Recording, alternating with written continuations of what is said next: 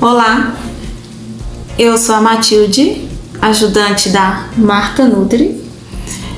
Vamos falar hoje sobre diabetes e especialmente a dieta para os diabéticos. Até lá! Então, meus queridos, assistem este vídeo que coloquei para vocês. O segredo para você se livrar de uma vez por todas é diminuir muito o carboidrato, comer mais proteína e gordura. Fique aqui comigo, pois vamos deixar a dieta qualitativa para você. O diabetes gestacional não pode baixar o carboidrato, porém precisa comer muita fibra, proteína e gordura boa. A cada ano que passa, o número de pessoas com diabetes tipo 2 só aumenta. Estima-se que no Brasil existam 12 milhões e meio de pessoas com diabetes tipo 2, sem contar os casos não diagnosticados e os pré-diabéticos. Muitas pessoas já são pré-diabéticas e não sabem. Os números são assustadores e já são milhões de pessoas que dependerão de remédios. Mas será que todas precisam mesmo de remédios? Algumas pessoas possuem opiniões diferentes do convencional. O britânico Tom Watson se pronunciou e fez uma revelação interessante e ao mesmo tempo polêmica. Ele disse que reverteu sua diabetes tipo 2. Eu realmente fiz isso apenas mudando completamente minha alimentação. Podemos ver que nem todo mundo aceita o diabetes tipo 2 como uma condição crônica, dependente de remédios pelo resto da vida. Muitas pessoas estão controlando a doença sem remédios, apenas mudando a alimentação. Já vamos falar mais sobre isso, mas agora vamos falar sobre o que causa o diabetes tipo 2. O Dr. Joseph Mercola diz que a raiz do problema é a resistência à insulina. E para entender o que é resistência à insulina, precisamos entender o que é a insulina. A insulina é um hormônio anabólico que ajuda no controle dos níveis de glicose no sangue. Produzida no pâncreas, que é uma glândula que fica atrás do estômago, a insulina permite que seu corpo use glicose como energia ou estoque o excesso na forma de gordura. A insulina age como uma chave, encaixando-se no miolo da célula, abrindo a porta para a glicose entrar na célula e ser transformada em energia. Quando comemos algum alimento rico em carboidrato, principalmente os processados sem fibras, refinados e açúcares, elevamos nossa glicose no sangue. E para corrigir esse pico anormal de açúcar no sangue, nosso pâncreas entra em ação secretando insulina na corrente sanguínea. A insulina tenta regular esse açúcar no sangue para níveis adequados, mas ela consegue só até certo ponto. O problema começa quando os níveis de insulina se tornam cronicamente elevados e constantes. E é aqui que a gente fala sobre resistência à insulina. Quando nos tornamos resistentes à insulina, nosso corpo não consegue mais ouvir os sinais da insulina que tenta colocar a glicose na célula. E a insulina é importantíssima para nós. O Dr. Joseph Mercola disse em uma frase o seguinte, abre aspas, a insulina é absolutamente essencial para nós. Infelizmente, a grande maioria das pessoas são resistentes a esse hormônio tão importante. Fecha aspas. Quando seguimos uma dieta rica em carboidratos refinados e açúcares, nossos níveis de glicose no sangue estarão constantemente altos e cada vez que elevarmos nossa glicemia, a insulina também sobe para controlar isso. Mas com o tempo, nosso corpo fica insensível à insulina, exigindo mais e mais. E com isso, vamos nos tornando cada vez mais resistentes à insulina. Vale lembrar que nem todos engordam com a resistência à insulina, mas o acúmulo de gordura abdominal já é o primeiro sinal de resistência. A resistência à insulina é como se fosse uma bola de neve. Para algumas pessoas, isso pode não demorar muito, considerando que hoje em dia já é comum ver crianças com diabetes tipo 2. Inclusive, algumas já nascem com algum grau de resistência à insulina, dependendo da alimentação da mãe.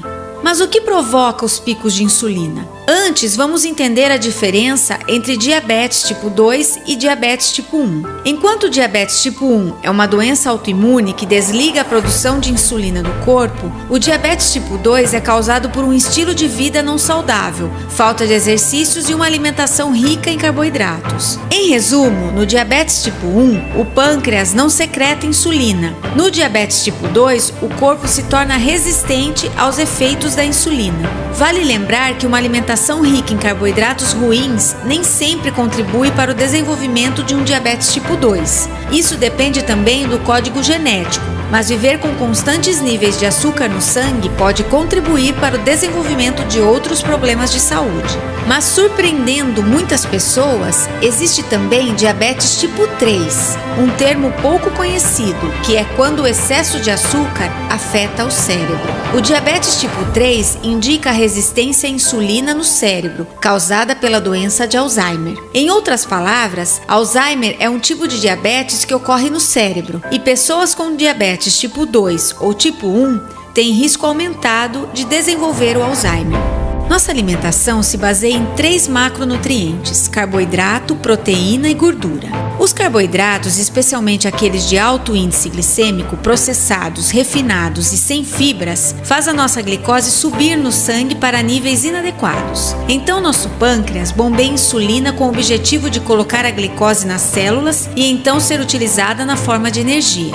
Por outro lado, a proteína provoca baixa liberação de insulina. E as gorduras, menos ainda, na verdade, quase nada. Diferente do que estamos acostumados a ouvir da sabedoria convencional, podemos concluir que as calorias não são iguais e que o que importa não é a quantidade total de calorias, mas o tipo de caloria. É o excesso de carboidratos ruins que nos colocam em estado de resistência à insulina. Ironicamente, os diabéticos tipo 2 são frequentemente informados de que eles precisam perder peso para reduzir sua resistência à insulina e controlar o diabetes. Mas não se fala nada sobre a exclusão ou redução do açúcar ou carboidrato de alto índice glicêmico de sua alimentação. Ao invés disso, se prescreve remédios ou insulina injetável para controle da glicose que se elevou pelo consumo de carboidratos que na verdade nem era para estar na alimentação dessa pessoa, principalmente por não agregar nada do ponto de vista nutricional. Como diz o Dr. Jason Fung,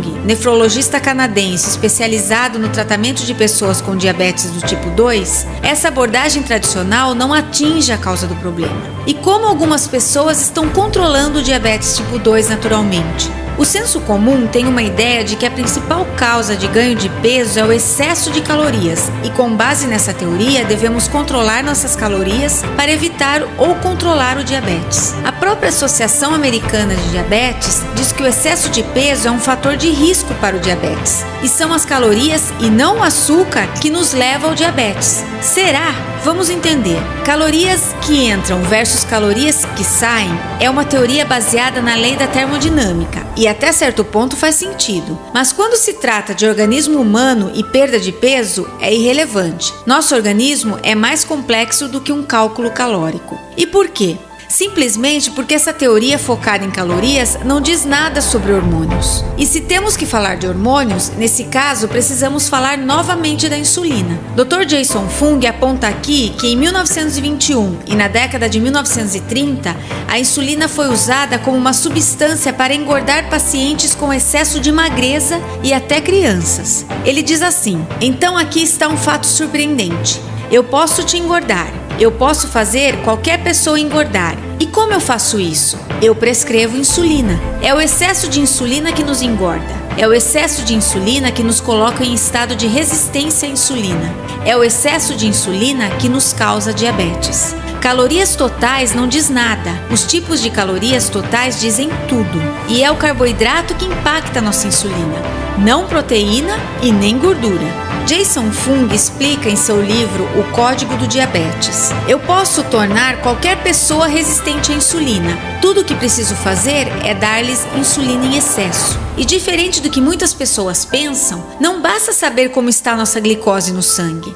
É como se você tivesse um funcionário dando conta do recado de suas funções, atendendo com todas as expectativas, mas se sobrecarregando tanto ao ponto de quase ficar doente e parar.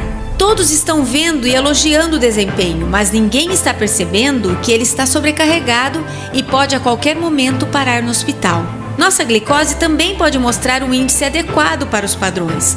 No entanto, nosso pâncreas pode estar sobrecarregado de tanto produzir insulina. E com isso, nossas células vão ficando cada vez mais resistentes à insulina. O Dr. Fung diz assim: quanto mais insulina, mais resistência à insulina. Resistência à insulina significa que você precisará de mais insulina na próxima vez que comer a mesma quantidade de carboidratos, acelerando o ciclo até chegar ao diabetes. Existe um mito de que precisamos de certa quantidade de carboidratos para ser saudável, mas veja, nosso organismo pode produzir toda a glicose que precisamos. Isso é chamado de gliconeogênese. Nós temos aminoácidos essenciais nas proteínas, temos ácidos graxos essenciais nas boas gorduras, mas nenhum carboidrato é essencial. Nossa necessidade diária mínima de carboidratos é 0. Isso não significa que devemos abandonar todos os carboidratos. Existem os bons carboidratos, aqueles que a natureza nos oferece, especialmente aqueles de baixo índice glicêmico, cheios de fibras, vitaminas, minerais e antioxidantes. Os carboidratos que estragam nossa saúde são aqueles processados de alto índice glicêmico, açúcar, farinhas refinadas, amidos e por aí vai.